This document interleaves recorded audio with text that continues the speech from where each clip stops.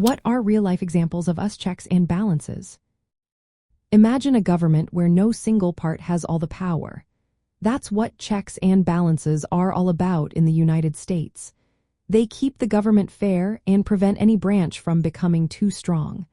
Let's look at some real-life examples that show how this works in action. First, think about the president and Congress. The president can veto laws that Congress passes, but Congress isn't powerless. They can override the veto if two-thirds of both the House of Representatives and the Senate agree. For example, in 1973, President Richard Nixon vetoed the War Powers Act, which limited the president's ability to send troops into combat without approval. Congress overrode his veto, showing how the legislative branch can check the executive branch. Another example is the Senate confirming presidential appointments. When the president nominates judges for the Supreme Court or heads of federal agencies, the Senate must approve these choices. This process makes sure that no single person can fill important government roles without oversight. For instance, when President Joe Biden nominated judges, the Senate held hearings and voted to confirm or reject those nominations. The judicial branch also has a powerful check called judicial review. The Supreme Court can decide if laws or actions are unconstitutional.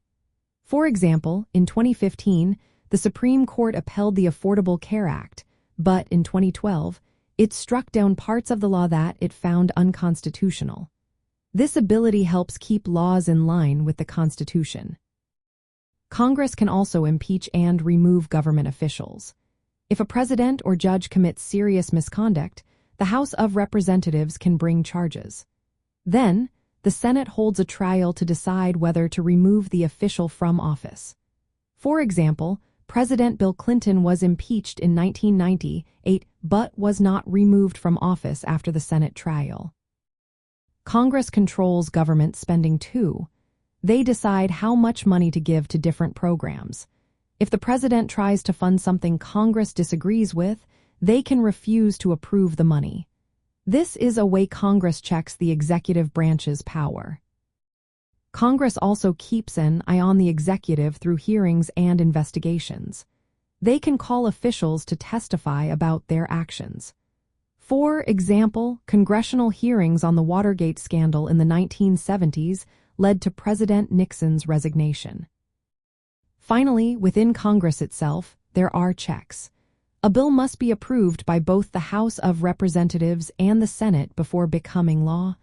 Neither chamber can act alone. This system makes sure that both parts agree before a new law is made.